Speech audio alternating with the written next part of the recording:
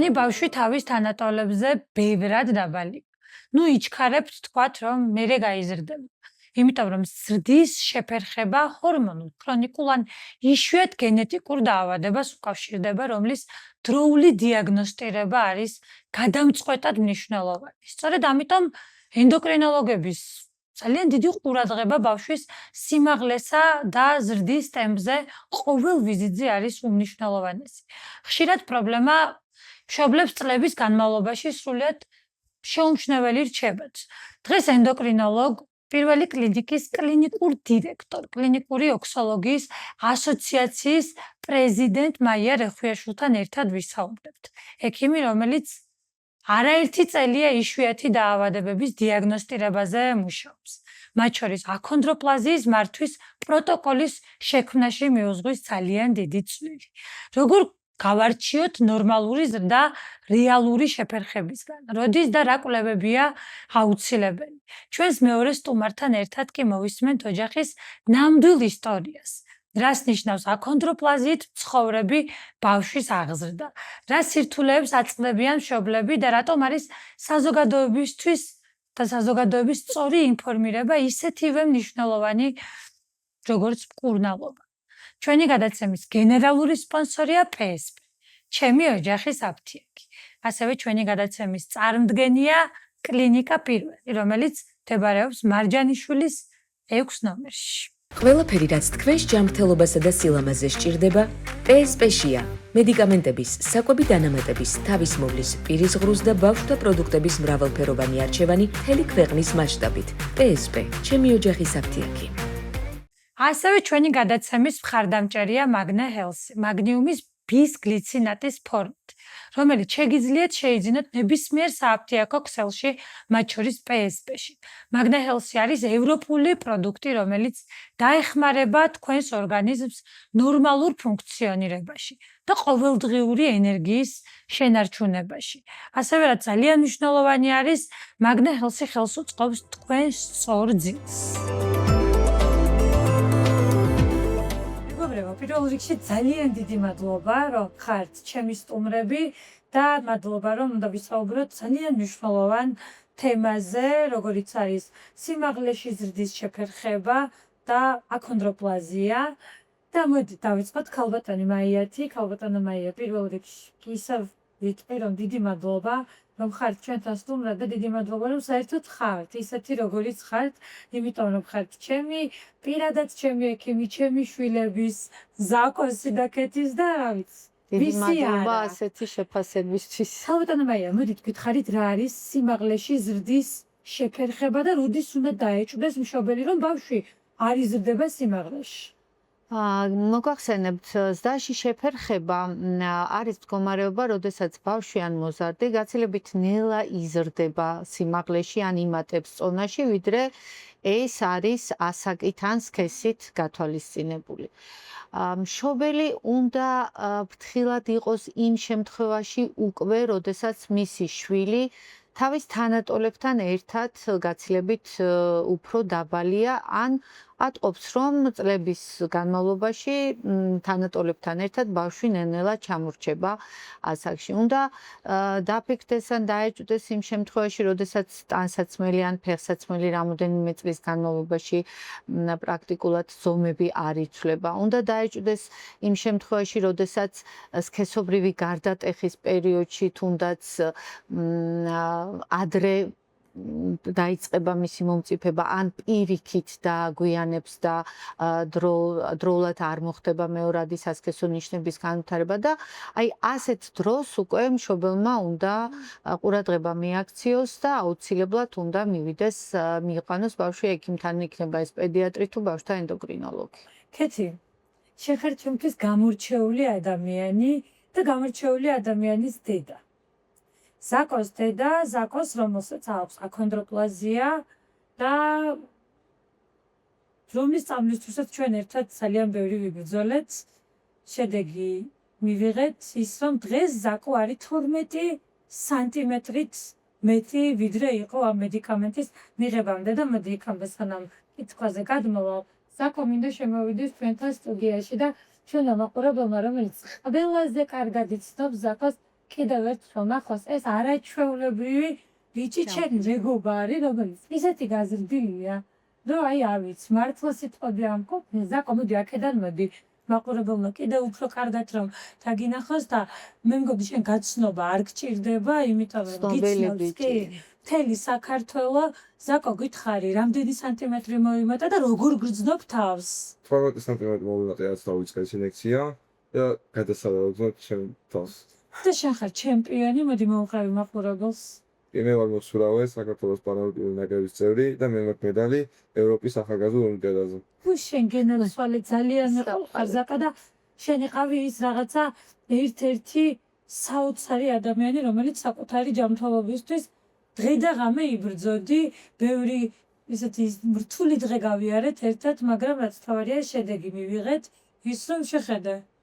რამდენად გაზრდილი ხარ და ჯერ მე მგონი ყველაფერი წინ ჯერ საზრდელი ზონები კიდევ ხია გვაქვს, ეხლა გავაკეთეთ რენტგენოლოგიური კონტროლი და თვითონაც გაუკვირდა რადიოლოგს, რომ ესეთი შემთხვევები იშვიათია და მიხარია, რომ კიდევ უფრო კარგ შედეგს მივიღებ. კეთილი მითხრე, რამდენი წლის იყო ზაკო, როდესაც გაიგე დიაგნოზი და რა რეაქცია გქონდა? მოგესალმებით, მადლობა რომ დღეს აქ ვარ. ჩემ საყვარელ ექიმთან ერთად და სოფო თქვენთან ერთად, როგორც აღნიშნეთ, მართლა ჩვენ მეგობრები გავხდით და ჩემი თანამებრძოლი ხართ და დიწვრილია თქვენი და თქვენი ოჯახის. მაიკა ექიმზე კიდევ უამრავს ვისაუბრებ, დღეს რო ზაკოს მედიკამენტი აქვს. ზაკოს დიაგნოზი პირველად გავიგე, როდესაც ზაკო იყო 8 თვის. ვაი.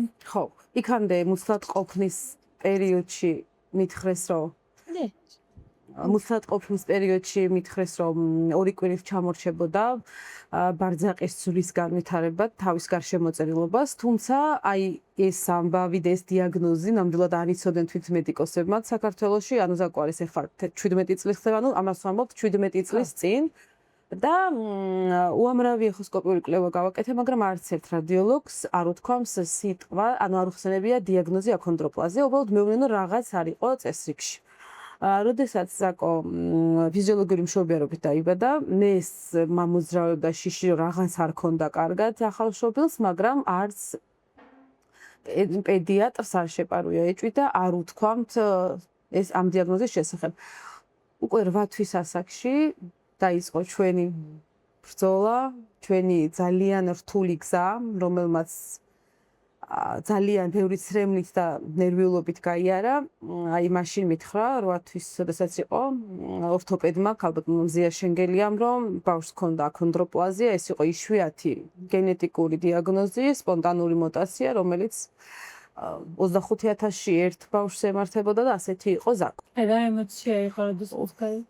ეს ემოცია აი ზუსტად ეხაც იგი არ მომიწყდება და არც ამავდროულად როდესაც ხდები დედა ხარ უბედნიერესი და როდესაც იღებ შვილის დიაგნოზს და მისთვის ყველაფერი კარგი გინდა გამოსავალს რო ანუ ერთია რომ როცა იგებ შვილს რომ პრობლემა აქვს, მაგრამ კიდევ უფრო საშინელება რომ არ იცი რა გზა ნახო იმისთვის რომ შვილს აარიდო ეს სირთულეები და ჩვენ მართლა ჩემი და ჩემმა მეუღლემ, ჩვენმა ოჯახმა, უახლოესმა ადამიანებმა ძალიან რთული გზა გავიარეთ. მე ცხოვრება ახალი ეტაპი დავიწყე 23 წლის ასაკში უკვე ზაკოს დედამ. იქამდე ვიყავი ჩვეულებრივი ძალიან მშვიდი, ახლა რომ ემოციურ ადამიანს მიცნობს მთელი საქართველო, ასეთი არ ვიყავი და დღეს მგონია რომ ისეთი უნარები შემძინა ზაკოსთან ერთად ბრძოლებს, რომ ვერავინ და ვერაფერი ვერ დამამარცხებს, სადაც სიმართლეა იქ დედა და შვილი და ყველაფერი კარგად იქნება. უმაგრესი გოგო ხარ, ქალბატონო მაია, რა არის აქონდროპლაზია და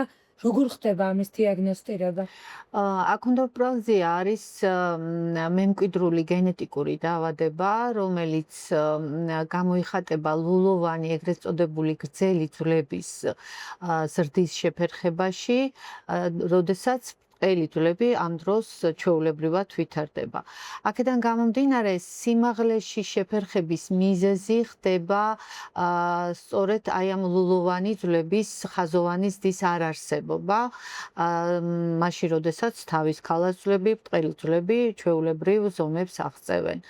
რეალურად იყო პერიოდი, როდესაც სინდრომულად განიხილებოდა, რა თქმა უნდა, ეს დაავადება გახლავთ სინდრომი და როგორც ეს ესეთი მასზე გარკვეული მკურნალობის, ასე ვთქვათ, ტაქტიკა ჯერ კიდევ არ იყო ცნობილი, აი როგორც ამბობს ქალბატონი ქეთი, რომ იყო წლები, როდესაც დიაგნოზი იყო პრაქტიკულად უიმედო და შეგუება უწევდა პაციენტსაც და მშობელსაც იმისი, რომ ეს მდგომარეობა იქნებოდა სამუდამო, თუმცა გარკვეულ სიმაღლეს, რა თქმა უნდა, აღწევდნენ ბავშვები, მაგრამ ეს არ იყო ის სოციალური სიმაღლე, რაც ადამიანს უნდა ჰქონდეს. მაგრამ წლები გავიდა, მედიცინა წინ წავიდა და გარკვეული წინსვლები მოხდა ამასთან დაკავშირებით, მიიღეს ისეთი მედიკამენტი, რომელმაც ეფექტური ზემოქმედება მოახდინა ასეთ ბავშვების დაგანვითარებაზე და დღეს ვართ ჩვენ ამ რეალობაში. დღეს არის ჩვენი ზაკო პლუს 12 სანტიმეტრი. საქართველოს ჩაერთო ამ პროგრამაში და იშვიათი დაავადებების ჩამონათვალს კიდევ ეს ერთი მკურნალობა მიემატა. ზაკო, მითხარი, რა გზას გადიოდი იქამდე, სანამ აი ამ 12 სანტიმეტრს მოიმატებდი, რამდენად რთული იყო, აი რა გიჭირდა, რა პრობლემებს გრძნობდი ამ დროს? რთული ალბათ საზოგადოებასთან. ანუ დაცინვა. ისე დანარჩენი არაფერი პრობლემა არ ქონდა, ცოტა მიჭირდა საზოგადოებასთან ურთიერთობა რა. ანუ სხვანაირად მიგებდნენ ადამიანები. და ბავშვი რო ვიყავი არ შემოდა, ეხლა რო გავიზარდე და მივხვდი ყურადღებას აღარ აქვს. მაგრამ ეხლაც არის ბულინგის ელემენტები? კი, ცოტა. აი ძალიან ცოტა. მაგრამ იმდენი ნამდვილად აღარ როგორც ადრე იყო. ანუ ეს სტიგმა მოიხსნა. ანუ ხვდები, ვინც არის, ვინ გამოიჩენს ჩემს მიმართ ყურადღებას. უკვე ეგრე ვიცი, რომ ვინ არის ეგეთი ადამიანი, ვინც ჩემს მიმართ გამოიჩენს ყურადღებას, აი შემხედავს, დამოკვირდება. არა, მეგობრებში ძალიან გამიმართ. ძალიან კარგი, სასწაული ბიჭი. პრაქტიკულად ზაკომ და ქეთიმ რაღაც ახალი ის დაიწყეს ეტაპი, ასე ვთქვათ, ამ სტიგმატიზაციის მოხსნის და რეალურად საზოგადოებას ყურადღება მიაქცევინეს ამ პრობლემაზე და საბედნიეროდ ყველაფერი კარგად დამთავრდა. ქეთი, რა იყო ყველაზე რთული აი ამ გზაზე? ურთულესია, როდესაც ზაკომ სწორად აღნიშნა, აი როდესაც გავედით საზოგადოებაში, როდესაც ზაკომ უკვე დაიწყო სიარული. არ დამავიწყება, მაიკო ექიმო თქვენთან რომ მოვედით, მაშინ იყო ზაკო 5 წლის, 6-ის ხდებოდა. და აი ძალიან დიდი საფრთხილზე, 6 საფრთხილზე იყო თქვენი კაბინეტი და არ ვსვავდი ზაკოს კიბეებზე. ნუ აი მეგონა რომ ყველა პაციენტი ვინც იქ იჯდა, იქ უდიდეს კლინიკაში ზაკოს უყურებდა. ეს იყო რთული და ამით თქოს მინდოდა რომ ჩემ შულს მედიკამენტით ვერ ვშველოდი, მაგრამ ვიცავდი ხალხისგან, იმიტომ რომ ძალიან ბევრჯერ მქონია სურვილი რომ არ მეცხოვრა და ნეტა დღეს დამთავრდეს ჩემი სიცოცხლე, მეთქი რომ არ ვუხურო ამ ხალხს. ზოგი ცინიკური სახით გვეყურებდა, ზოგი გვაჩერებდა და გვეკითხებოდა რომ რატომ არის ზდება, ზოგი სტაფილოს რეცეპტს მწვენის რეცეპტს გვაწერინებდა და ნუ უამრავი, აი ნუ სიტყვებით ვერ გამოვთქვამ და რამოდენიმე გადაცემაშიც მაქვს ნათქვამი და კიდევ გავიმეორებ, აი არ არსებობს ადამიანი, ვისაც ხელი წყლით მეთქი დამწობა არ მიუღი. აი ამას გავძიოდი ყოველდღიურად. აი ზუსტად იმ გრძნობა მქონდა და აი მაგრად ვიხუტებდი ზაკოს, აი ძალიან ვეხუტებოდი რომ არ მინდოდა რომ მას ეგზნოთ. აი ზაკო უკვე 8 წლის იყო და ყველა დედას ეხლაც ვეუბნები ხოლმე ჩვენი დიაგნოზის მქონე მშობლებს, ეხლა უკვე ბევრნი ვართ, მაშინ არავინ არ მყავდა, მე ერთი ვიყავი, რომ აი მერე იწყება სირთულე, როცა უკვე ბავშვი გაცნობიერებას იწყებს და ხვდება ვინ უყურებს. ზაკო პირველად იყო 8 წლის, როდესაც მითხრა რატო ვერ ვიზრდები და იქ უკვე დავიწყე იმ დღიდან ღიად საუბარი, არასდროს არ დამემალიანე ზაკოსთვის მისი დიაგნოზი, რა იქნებოდა, როგორ იქნებოდა, ერთად ვისწავლეთ, მაგრამ მე მაჯობა ზაკომ, მე დღეს ზაკო უფრო მიცავს, ვიდრე მე ვიცავ მას. მე მაგ ხოლმე მაინც წლების მერე უკვე რომ ამხელა ჩამოყალიბებული ვაჟკაცია და საერთოდ ხო, მაგრამ მე მაინც მაგ ხოლმე რაღაცები, ესე ერთად, აი მაინც დედა ვარ და ალბათ სულ მექნება, მაგრამ მე მახსენდება რომ რაზე ვნერვიულობ ამაზე ზაკო იცინის. მე ერთად განვიხილავთ ხოლმე და ვიცინი ვარ სახში რაღაცას. საოცარი შვილი ყავს, მაიკო. ყველაზე მნიშვნელოვანი რა ასაკში არის ბავშვის სიმაღლეში ზრდის შეფასება? ამ კითხვაზე ესე შემიძლია გიპასუხოთ. ბავშვის ზრდის შეფასება იწყება მუცლად შიდა განვითარების პერიოდიდან, ახალშობილობის პერიოდიდან. თითქოს საოცარ ამას ვამბობ, მაგრამ ეს ასეა. ჯერ კიდევ საშუალო შიდა განვითარების პერიოდში არსებობს სტანდარტები, რომელსაც აუცილებლად უნდა აკმაყოფილებდეს ნაყოფი, ეს არის სიმაღლის და წონის, მით უმეტეს უკვე ახალშობილობის პერიოდში და შემდეგ, რა თქმა უნდა, ყველა ასაკში უკვე რეალურად აქტუალურია სიმაღლის და ზრდის შეფასება. კეთი აი მივიღეთ წამალი, ზაკო უკვე იღებს ამ მედიკამენტს, რომელმაც 12 სანტიმეტრი მოამატებინა ამ რამდენიმე თვეში. აი ახლა როგორია თქვენი ცხოვრება? ნუ 2023 წელს დავიწყეთ მედიკამენტით კურნალობა. და ზაკო პირველი ბავშვი პაციენტი იყო, ვინც საქართველოში ეს ინექცია გაიკეთა, დღეს უკვე დაახლოებით შეიძლება ცოტა შევცდე 30 ბავშვამდე არის ჩართული. და ყოველი დღე არის ახალი იმედით. თავიდან გქონდა, რომ აი ერთი სული გქონდა, როდის გავიდოდა 3 თვე, რომ ზაკოს რეზულტატი შეგვეფასებინა. ეხა უკვე მეუბნე რომ ზაკო გვიწევს გაზომვა, კონტროლი და მეუბნება მე საკმარისად გავიზარდე, კარგად გზნოსავს დამანებით თავი. მაგრამ მართლა ისეთი ბედნიერი ვარ, ეხა რომ კიდევ გავაკეთეთ ანალიზი და კიდევ საზრდელი ზონები ღია გვაქვს. ძალიან მიხარია, რომ მაქსიმალური შედეგი მაინტერესებს რა იქნება, იმიტომ რომ როგორც გითხარით, ზაკო ყველაზე ზრდასრული პაციენტია, ასევე საქართველოში არ გვაქვს ჩვენ დიდი დრო კიდევ ამ კურნალობის გასაგრძელებად, მაქსიმუმ ალბათ 1 წელი, ეს უკვე დიდი საჩუქარი იქნება, მაგრამ აი მე კიდეც თქვი, იმიტომ იყო ბევრი ისეთი ცინიკური დასმული კითხვა ჩემს მიმართ, რომ რის იმედი უნდა გქონდეს, როცა 14 წლის ასაკში ვიწყებ ინექციას და მე ვეუბნებოდი ყველას, რომ 1 სანტიმეტრის რომ მოიმატოს, მე ბედნიერი ვიქნები, იმიტომ რომ ჩემ შვილმა იცოდეს, რომ ის მედიკამენტი, რომელიც არსებობდა, მან მიიღო მისმა ქვეყანამ მისცა ეს მედიკამენტი და ჩვენ ეს ვცადეთ და რა იქნებოდა უკვე ღმერთის იმედი იქნებოდა. არა მარტო ზაკოს და ზაკო დაასრულებს მამას, მაგრამ ეს პროგრამა დაინერგა, ყველა დედა ბედნიერია, უამრავი შეტყობინება მომდის.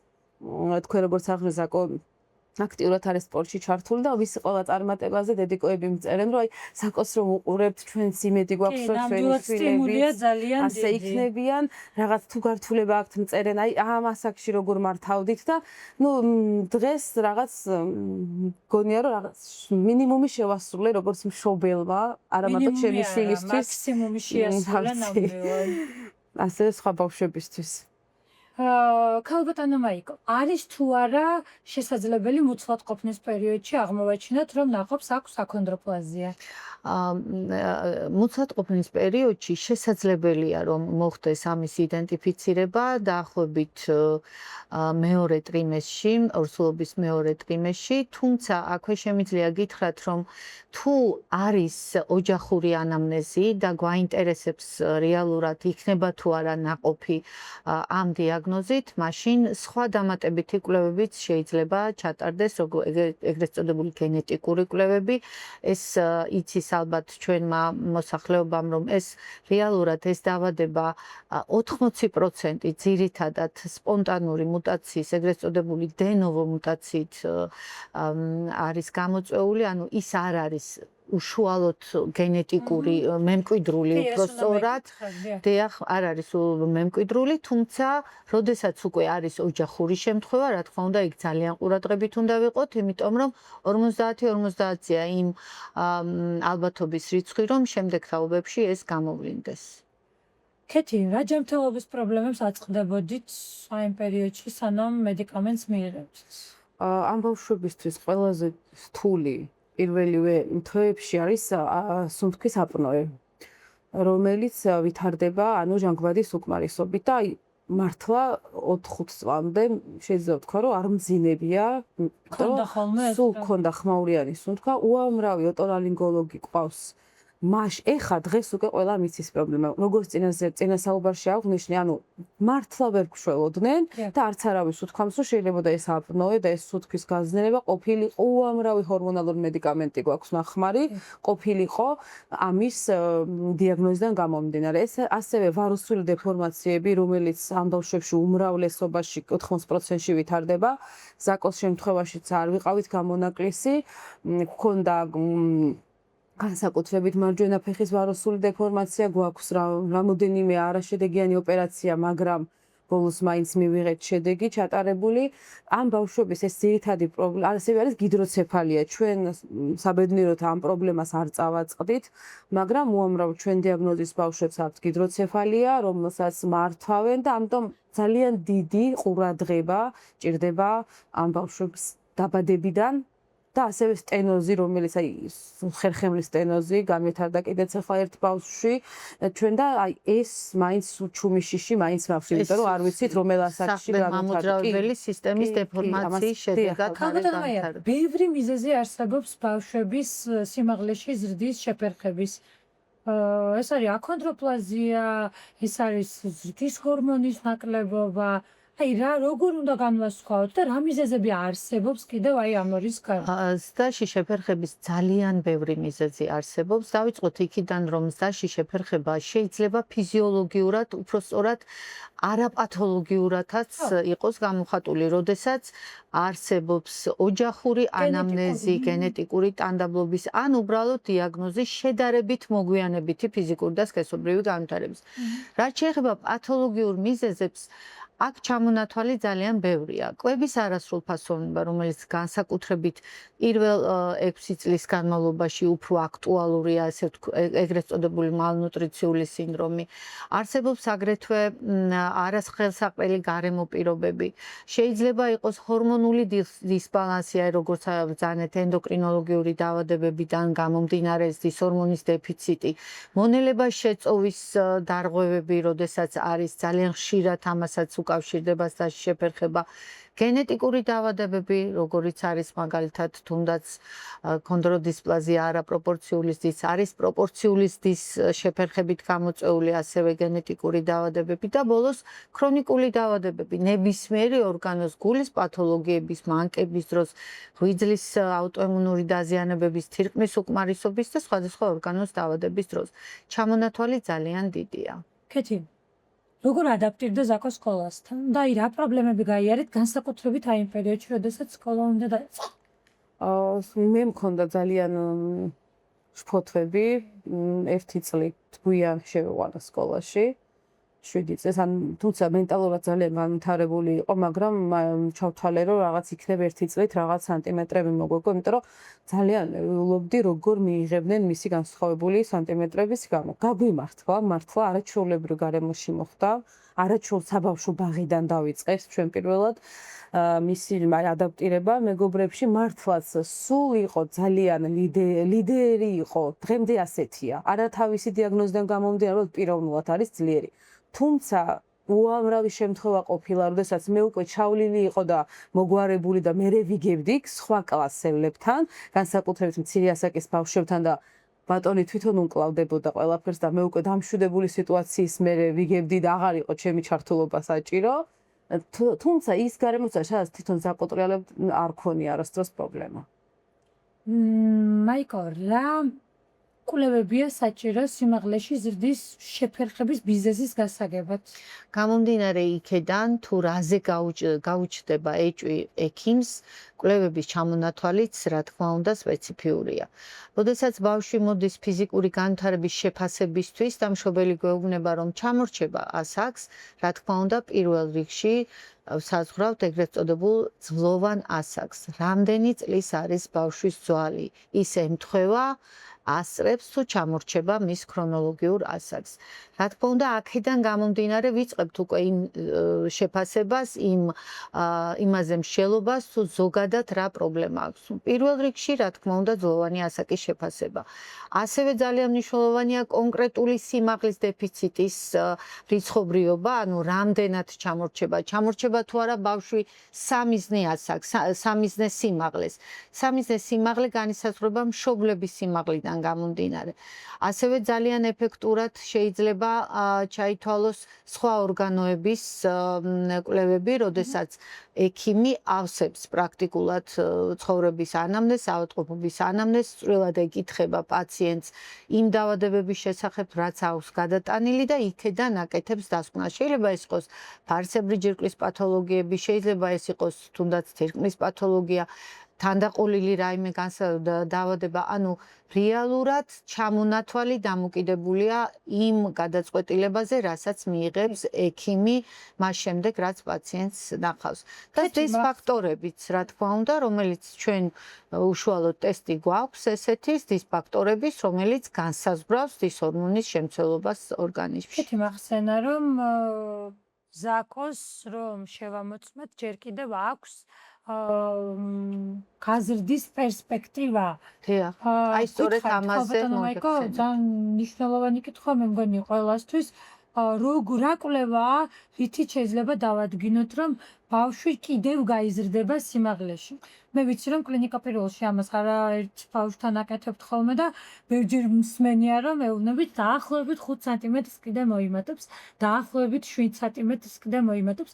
რა კვლევა არის ამისთვის საჭირო? ეს არის ხელის მტევნის რენტგენი, საერთაშორისოდ მიღებული გრეილიხ-პაილის ატლასი, ეგრეთ წოდებული, რომელსაც რადიოლოგები, რენტგენოლოგები ამ შემთხვევაში აფასებენ და ბავშვთა ენდოკრინოლოგებიც ჩვენ რაღაც ექსკლუზიური უფლება ავიღეთ ამაზე, რომ რადგან ეს უშუალოდ ჩვენ გვეხება რეალურად ჩართული ვართ ამის შეფასებაში და აქედან გამომდინარე ჩვენ თვითონ ვეუბნებით პაციენტებს, რომელსაც ვადარებთ კონკრეტული პაციენტის ხელის მტევნის რენტგენს და მის მიხედვით ვსვავთ ასაკს, ძლოვანი ასაკის და ვეუბნებით რა მდგომარეობა აქვს ბავშვს ამ ეტაპზე, კონკრეტულ ეტაპზე ზრდის თვალსაზრისით. რამდენს გაიზრდება თუ არა საერთოდ, ან ის ეჭვი შეიძლება, რომელიც მშობელს აქვს, რომ არ იზრდება ბავშვი სათანადოდ, გაუქარწყლოთ, იმიტომ რომ იმ შემთხვევაში რეალურად პერსპექტივა კარგია და ის აუცილებლად იქნება უზრუნველყოფილი. კეთი, რა ჭირდება ყველაზე მეტად დღეს საქართველოში აქონდროპლაზიის მქონე ბავშვების მშობლებს და ბავშვებს, ოჯახებს? აი დღეს ცოტა მოთხოვნა გვაქვს და ბედნიერებაა, რომ მართლა ცოტა გვაქვს არა განსხვავებით იმ ბევრი წლის წინ, რაც რა ჭირდება, როცა არაფერი არ გქონდა, არ გქონდა შშმ სტატუსი და აბსოლუტურად არ ვიყავით არსად. შეიძლება ესე ვთქვათ. დღეს მედიკამენტი გვაქვს პირველ რიგში, რაც მთავარია და მშობლების უფრო მყარად ვართ ფსიქოლოგიურად. ბევრი სიყვარული ჭირდება ამ ბავშვებს, ყველაზე მეტად. სოციალური გარემო ცოტა გაუმჯობესებულია და მე მჯერა რომ მომავალ თაობებში უფრო უკეთესად იქნება. რაც შეიძლება ფიზიკური ჯანმრთელობის მხრივ მედიკამენტის გარდა ამ ბავშვებს ჭირდებათ ყოველდღიური სურვა, რაც ზაკოსთვის პროფესიად იქცა და მომავლის ნათელწერტილად. რეაბილიტაცია, ვარჯიშები, რაც მე გამიხარდება თუ სახელმწიფოს მხრივ ეს იქნება დაფინანსებული.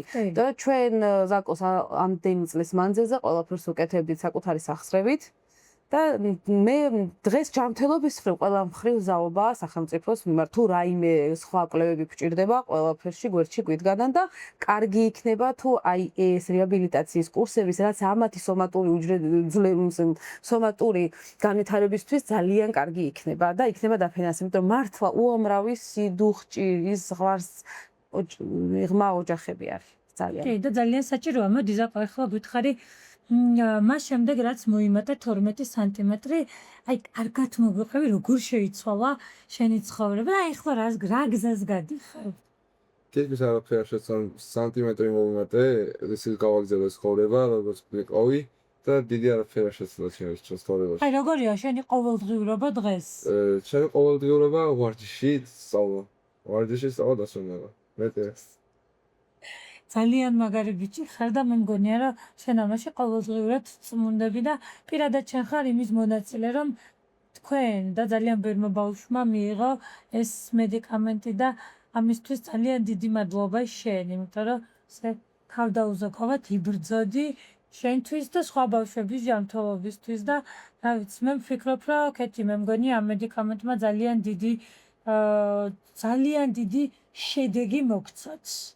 მე ზაკოს ნათქვამს გამოვეხმაურები, ნახეთ ზაკომ თქვა არაფერი არ შეიცვალა, იმიტომ რომ ზაკომ მიიღო 14 წლის ასაკში მედიკამენტი და ზაკოს უკვე მენტალური მდგომარეობა ჰქონდა ძალიან ძლიერი და ბევრი ნამუშევარი ვიყავით თქვენ მე და კიდე რამოდენიმე ჩვენი ძვირფასი ექიმები, მაგრამ აი ნახეთ 12 სანტიმეტრის. ბევრი ჩვენი არაკეთილმოსურნე ადამიანები ამბობდნენ, რომ ჩვენ ეს გვჭირდებოდა ან კოსმეტიკისთვის, ან კიდე ეხლა ამას წინ ერთ ესეთ კომენტარს წავაწყდი სოციალურ ქსელში, ეხლა უკვე გამეღიმა, ადრე შეიძლება მეტი რა, რომ აი 10 სანტიმეტრის გამო დააქციესო ქვეყანაო, ანუ ჩემი ერთ-ერთი კომენტარის ქვემოთ იყო ერთ-ერთი ქალბატონი წერდა. რა არის იცით, ეხლა ზაკოს არ ვიცი ახსოვს თუ არა, კახეთში ჩავედით ამ მედიკამენტის მიღებიდან დაახლოებით 6 თვე იყო გასული და საკომ დამიძახა დედე და მეთქი რაღაც ხო არ უჭირს ეს ახრთოვანებული მეძახა, ნახე აი ამ შარშან ზაფხულს ამ კალათბურთის ფარს ვერ ვწვდებოდი. ეს არის ხო ესე იყო ზაკო და აი ესეთი ყოველდღიურობა, როდესაც მაგალითად ჩვენ სამზარეულოში არ გქონია მე სპეციალურად გაკეთებული, რომ აი ზაკოს თქო განსხვავებულია და ანუ ზოგს სხვადასხვა ევროპის ქვეყნებში აქვთ საყოფაცხოვრებო ნივთებიც ამ ბავშვებისთვის მორგებული, ადაპტირებული, ხო. მე რატომღაც არ ჩავთვალე საჭიროდ, რომ არ მინდოდა, რომ აი ზაკოს ესე. დღეს ახლა არ ჭირდება ზაკოს ჩემი დახმარება, რომ მაგალითად სამზარეულოდან ეს შეიძლება ვიღაცისთვის ბანალური ახლა მე რასაც ვაპარა.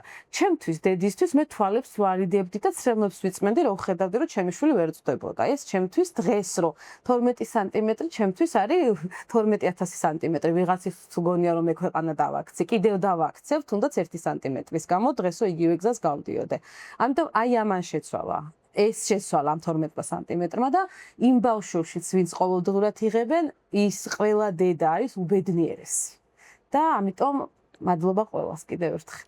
მე კიდევ დავამატებ, რომ ამ ბავშვებთან დღესდღეობით მუშაობს საქართველოში ძალიან კარგად დაკომპლექტებული მულტიდისციპლინური ჯგუფი ექიმების, რომელშიც შედის სხვადასხვა პროფესიის ექიმები, ენდოკრინოლოგიც, ნეიროქირურგიც, პულმონოლოგიც, ორთოპედიც, ფსიქოლოგიც და რეალურად ეს ჯგუფი ამ ბავშვების ჯანმრთელობაზე ზრუნავს ყოველდღიურად. შეიქმნა ასევე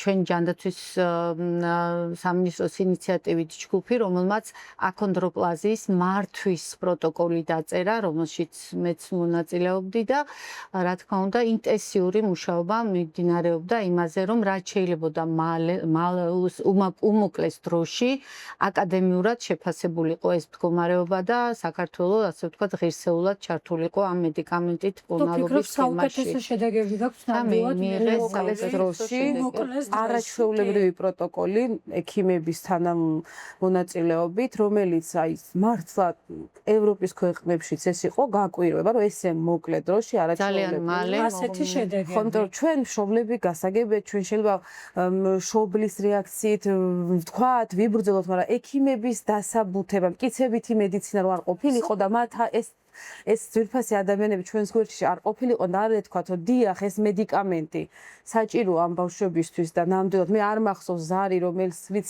ქალბატონ მაიასთან დამერეკოს მეთხოვოს, რომ ზაკოს ჭირდებოდა მისი გვერდში დგომა, რომ მას ეთქვა, რომ ნამდვილად ეს მედიკამენტი მას არასოდეს ქალბატონ მაიას არა, რა თქმა უნდა, მე დღეს თქვენთან ერთად ვარ და ამიტომ ასევე ის ექიმები, რომლებიც დღეს იაშვილის კლინიკაში ამ ბავშვებს მართლა აი ყველანაირ გართულებაზე პასუხისგებლები არიან. მაგრამ არ ყოფილა გართულებები. არ ყოფილა გართულებები პირიქით. აი პირველივე დღიდან ყველაფერი ძალიან კარგად მიმდინარეობს და მე მადლობელი ვარ ყველა ექიმის, იმიტომ რომ რომ არა ისინი, რომ არ ყოფილიყო პროტოკოლი, ჩვენ მხოლოდ მშობლები, ჩვენ ვერაფერს ვერ ვიზავდით. ქალბატონო მაია, ვახსენეთ ასევე ზრდის ჰორმონი და მოდი გაყურებელს ვუთხრათ, რა როლი აქვს ზრდის ჰორმონს ბავშვის განვითარებაში. ზრდის ჰორმონს ბავშვის განვითარებაში კოლოსალური როლი აქვს. ის იწვევს არა მარტო ხაზოვან ზრდას ბავშვის, როგორც მოგახსენეთ, მას აქვს ასევე თერაპიული ეფექტებიც, რა თქმა უნდა, ის ბავშვის სიმაღლის გარდა მონაწილეობს კალციუმის სვლაში, სისხლის კედლის, ასე ვთქვათ, განვლადობის და სისხლის კედლის ფუნქციონირების მოწესრიგებაში. მას აქვს ასევე ცხიმის წვის ეფექტი, ეგრეთ წოდებული ლიპოლიზური ეფექტი და მთელი რიგი რეაქციები და მეტაბოლური ცვლის, ასე ვთქვათ, პარამეტრები დამოკიდებული არის ორგანიზმში ზრდის ჰორმონის ნორმალურ შემცველობაზე. ცხიმის წვა ახსენეთ და მე მგონი ეს კითხვა, რომელიც აუცილებლად თქვენ ისე არ უნდა გაგიშვათ, ადამიანი, რომელიც უამრავ ასეთ ბავშვს იღებთ ყოველდღიურად და ანუ ამის შემსწრე ვარ მე თითქმის ყოველდღე. როგორ უნდა მოვერიოთ ბავშვებში ჭარბწონას? ეს ცოტა ისეთი დიდი თემაა და ამას ალბათ ცალკე გადაცემა დაჭირდება, თუმცა აქვე გეტყვით, რომ დღევანდელ პირობებში, როდესაც არის გლობალიზაციის ასეთი ხარისხი, როდესაც არის საკვები პროდუქტები ძალიან ჭარბი და შეიცავს ტრანსხიმებს და ისეთ ნივთიერებებს, რომელიც რეალურად ძალიან ხელს უწყობს ბავშვის წონაში მატებას, არის უფრო ადინამიური ცხოვრების წესი, რა თქმა უნდა, ბავშვის წონის მატებას ძალიან ხელი ეწყობა და აქედან გამომდინარე ჩვენ უნდა ვიყოთ აუცილებლად ფრთხილად იმასთან დაკავშირებით, რომ აღნიშნული პრობლემა დროზე იყოს იდენტიფიცირებული და მშობლებს მივცეთ გარკვეული რეკომენდაციები, რომ ეს არ მოხდეს ადვილად. ქალბატონო მაია, რა რჩევებს მისცემდით მშობლებს, რომლის ბავშვებსაც აქვთ ჭარბი წონა?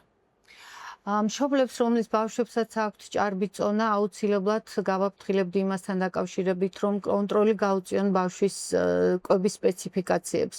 მოარიდონ ბავშვებს ადვილად ასათვისებადი ნახშირწყლები, არ მისცენ ხშირად გაზიანი ან უგაზო ტკბილი სასმელები, გააქტიურდნენ ფიზიკურად, დაიცვან დღის და ძილის რეჟიმი. აუცილებელია, იმიტომ რომ სწორედ ძილში გამომუშავდება ზის ჰორმონი, რომელიც, რა თქმა უნდა, გარდა იმისა, რომ ხაზოვანს დაში მონაწილეობს, სწორედ ცხიმის წვაშიც იღებს მონაწილეობას და აქედან გამომდინარე სრულფასოვანი ძილი იმისათვის, რომ ბავშვი კარგად გაიზარდოს და არ მოიმატოს წონაში ძალიან აუცილებელია. კეთი, რას ურჩევ იმ მშობლებს, რომლებმაც ახლახან გაიგეს ეს დიაგნოზი, რაც თქვენ გაიგეთ 14 წლის წინ, 17 წლის წინ?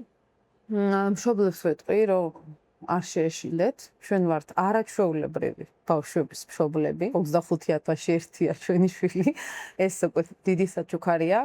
მით უმეტეს დღეს მკურნალობა არის და თუ მათ დავჭირდები, როგორც ყველაზე ზრდასრული ბავზაკოს დედა, მე მათ გვერდით ვარ და ვიქნები ყოველთვის, სანამ შემიძლება და არაფერი არ არის საშიში.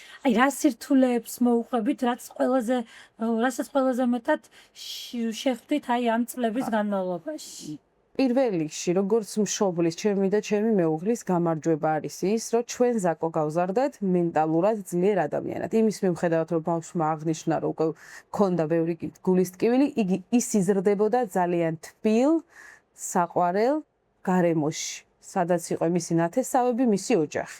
როდესაც სახლში ხარ ბედნიერი, აუცილებლად გარემოს გაუმკლავდები და მათი შვილი, ნახეთ, მე არ მაქვს დასამალი და ზაკომაც იცის, მე გავიცანი შემდეგ უკვე უამრავი დედა, რომელსაც აქამდე ვეძებდი და თურმე არ გამოდიოდნენ, თურმე არ გამოყავდათ შვილები, არც ერთ შემთხვევაში, რატომ რა აქვთ ჩვენ შვილებს დასამალი. პირიქით, მე მადლობას ყოველთვის უხდი უამრავ გადაცემაში და დღესაც მინდა რომ ვუთხრა მის მამას, იმიტომ რომ სადაც იყო мама, იქ იყო ზაკო. ყველა სპორტულ შეჯიბრება, სანადიროდ, სათევზაოდ, სამეგრელოდ, ანუ мама და ზაკო ერთად გაიზარდნენ და დღეს мама და ზაკო ისეთი ძალიან მაგარი მეგობრები არიან და ასე უნდა გავზარდოთ შვილები, რომ მედიკამენტი ისე ვერ უშველის, როგორც მშობლის და გარემო პირობების სიყვარული ამ ბავშვებს და მე ყველაფერი კარგად იქნება. ძალიან დიდი მოტივატორი ხარ, კეთი, ალბათ ყველა იმ მშობლისთვის, რომელიც სამგზას გადის და საერთოდ ხარ ძალიან მაგარი გოგო. ძალიან მაგარი გოგო, ძალიან მაგარი მეუღლით და შვილებით და რაც ყველაზე მნიშვნელოვანი არის, მოვხდი ძალიან მაგარ ექიმთან. არ ვიქნები სუბიექტური თუ ამას ქალბატონ მაიაზე ვიტყვი, რომელიც არის, არ ვიცი, რამდენი ოჯახის, რამდენი ბავშვის, რამდენი მოზრდილის იმედი ალბათ კიდევ უფრო კარგად იცის შენ, იმიტომ რომ კიდევ უფრო მეტი წელია მაიას იცნობდა ძალიან მამაყოთ, რომ ბოლო წლებია მომიწია მასთან ერთად მუშაობა, მასთან მეგობრობა და ეს არის ძალიან დიდი ბედნიერება ჩვენი ქვეყნისთვის, რომ გყავდეს ესეთი ექიმი, როგორიც არის მაია რეხუიაშვილი და ალბათ ამას დამეთანხმ. მაიკო ექიმს არ უყვარს, როდესაც ვაქებთ, თუ სტატუსს დავწერ, სულ მიბრაზდება, მაგრამ უბრალოდ მე ერთს ვიტყვი, რომ და უამრავჯერ მითხოვს, რომ მე ესე ვიტყვი ხოლმე, რომ მაიკო ექიმო თქვენ ხართ ზაკოს იმ უამრავი ანგელოზიდან ერთ-ერთი თქო და ამას ვიტყვი სანამ ვიცოცხლებ და არ არის ის მარტო კარგი პროფესიონალი, ის მამაცი ადამიანია და ასეთი ექიმები სჭირდებათ ამ ბავშვებს განსაკუთრებით და უამრავ სხვა საქართველოს და არა მარტო საქართველოს მოქალაქეებს და მე ვამაყობ ყავს საქართველოს ესეთი მაია რეხიაშვილი და უამრავი მადლობა თქვენ. ქალბატონო მაია, რამდენად მნიშვნელოვანი არის ჩვენი შვილების ზრდა განვითარებისთვის, საკვები დანამატების მიღება, ვიტამინების მიღება, იმიტომ რომ მე მაგალითად თქვენი რეკომენდაციით ჩემ შვილებს ვასმევ და უნდა ვანახო მაყურებელს, იმიტომ რომ ყოველთვის უზიარებ მათ ჩემს გამოცდილებას ორთომელ ჯუნიორ C+, რომელიც რამდენიმე თვეა უკვე დაწყებული მაქვს და გითხარით რა მნიშვნელობა აქვს ბავშვების ზრდა განვითარებისთვის, აი ასე საკვები დანამატების მიღებას. ეს მე საოცარი საკვები დანამატი ჩვენი ოჯახს განუყოფელი. ორთომელი? დიახ, რადგან ჩემი სამივე შვილი არის სპორტსმენი, არის ყოველდღიურად დატვირთული და ზოგჯერ სრულფასოვანი კვების რეჟიმიც გვაქვს დარღვეული და ოდესაც ამ დანამატს იღებენ, მე იმედიანად ვარ, რომ მათ თუ არ მიიღეს დღიური რაციონი, რაც საჭიროა მათი ზრდა განვითარებისთვის, შეივსება აუცილებლად. უი, ზაკო, აღმოჩნდა რომ მე, შენ და ჩემი შვილები ვართ ორთომელის აქტიური მომხმარებლები. ძალიან კარგია, ძალიან რეალურად პასუხი გასცაკეთი. თქვენი მხრიდან ძალიან საინტერესოა, რამდენად მოგახსენებთ ბავშვთა ფიზიკური განვითარებისთვის აუცილებელია, რა თქმა უნდა, მიკროელემენტები, ვიტამინები ყოველდღიურ რეჟიმში და ისეთი ბავშვები, რომლებსაც ძალიან დიდი ენერგია ეხარჯება დღის განმავლობაში, არ აქვთ სრულფასოვანი კვების რეჟიმი ყოველდღიურად, რა თქმა უნდა, ამ შემთხვევაში ამ საკვებ დანამატებს მეც ძალიან აქტიურად ვიყენებ. იმიტომ რომ მიღებული ენერგიის რაოდენობა უნდა ჭარბობდეს გაცემულ ენერგიას და აქედან გამომდინარე იქნება ბავშვის ზრდა და განვითარება სრულფასოვანი. ასე რომ გარკვეული პერიოდით, გარკვეულ ასაკში, რა თქმა უნდა, ეს საკვები დანამატი ძალიან ხელსაყრელია, იმიტომ რომ იმუნური სისტემის განვითარებისთვისაც და ბავშვთა ზრდის სიმაღლეში განვითარებისთვისაც ძალიან მნიშვნელოვანია. და ასევე უნდა აღვნიშნოთ, რომ ორთომელი 40 წელია უკვე ბაზარზეა, ეს არის გერმანული საკვები დანამატი და მე მგონი ერთ-ერთი საუკეთესოა სწორედ ჩვენი შვილებისთვის. კონკრეტულად ორთომული საკვები დანამატები რეალურად ქეთისაც თავის დროზე ვურჩიე ბავშვებისთვის, რადგან ბავშვები ფიზიკურად ძალიან აქტიურები არიან, არა დოზირებულად, არამედ უკვე პროფესიული დატვირთვა აქვთ მათ და ამისთვის აუცილებელია, რომ საკვები დანამატები იყოს გამოყენებული იმისათვის, რომ ბავშვის ენერგიას და განვითარება იყოს სრულფასოვანი. ჩემ შემთხვევაში მაგალითად კინის და ფერიტინის ნაკლებობა ჰქონდა ჩემ შვილს და ამ ეტაპზე სრულად მოუწესრიგა და მე მგონი თქვენი რჩევა განსაკუთრებით არის ძალიან მნიშვნელოვანი, ასევე ქეთის გამოცდილების გაზიარება, ასე რომ მე მგონი თამამად შეგვიძლია ეს მაყურებელს ურჩიოთ ორთომელი. მე ესეთი სუბიექტური ვარ ორთომელის მიმართ, მაგრამ მე მგონი ყველა ასეა, იმიტომ რომ პირადად მე სამ ორთომელ ბიუთის, ჩემ შვილებს ვასმევ ორთომელ ჯუნიორ C+, შუათანას ვასმევდი რკინას და შედეგი არის ნამდვილად საუკეთესო. კი. მეგობრებო, ძალიან დიდი მადლობა იმისთვის, რომ იყავით ჩვენი სტუმრები, ძალიან დიდი მადლობა ქეთი ასეთი გულწრფელი საუბრისთვის, ქალბატონო მაია, თქვენ მადლობა აი ამ ხელა პროფესიონალიზმისთვის და გაზიარებისთვის იმ ყველაფრის, რასაც ყოველდღიურად ათობით პაციენტთან გადიხართ და მადლობა პირველ რიგში ჩემს უსაყვარლეს ზაკოს, რომელიც არის მართლა ჩემპიონი პირდაპირიც და გადატანითი მნიშვნელობითაც ზაკო, რომელსაც კიდევ ერთხელ უთხრათ მაყურებელს, რომელმაც 12 სანტიმეტრი მოიმატა სულ რაღაც 2 წელში, ხო? 3 წელში. 3 წელი გახდება ნოემბერში. 3 წელში და ყველაფერი წინ გვაქვს, ზრდის ზონები არ არის დახურული და საკო შემდეგ გადაცემაში უკვე კიდევ უფრო მეტი სანტიმეტრებით გელოდებით. ძალიან დიდი მადლობა. მადლობა თქვენ. ძალიან მიყვარხართ, ძალიან და რო არ გვივიწყებთ. ბევრი წარმატება თქვენ. ასევე თქვენ დიდი მადლობა, დიდი თქვენი მადლობა. გემშვიდობებით შემდეგ ქუჩაბათამდე ისევ ძალიან საინტერესო სტუმრობით და თემებით.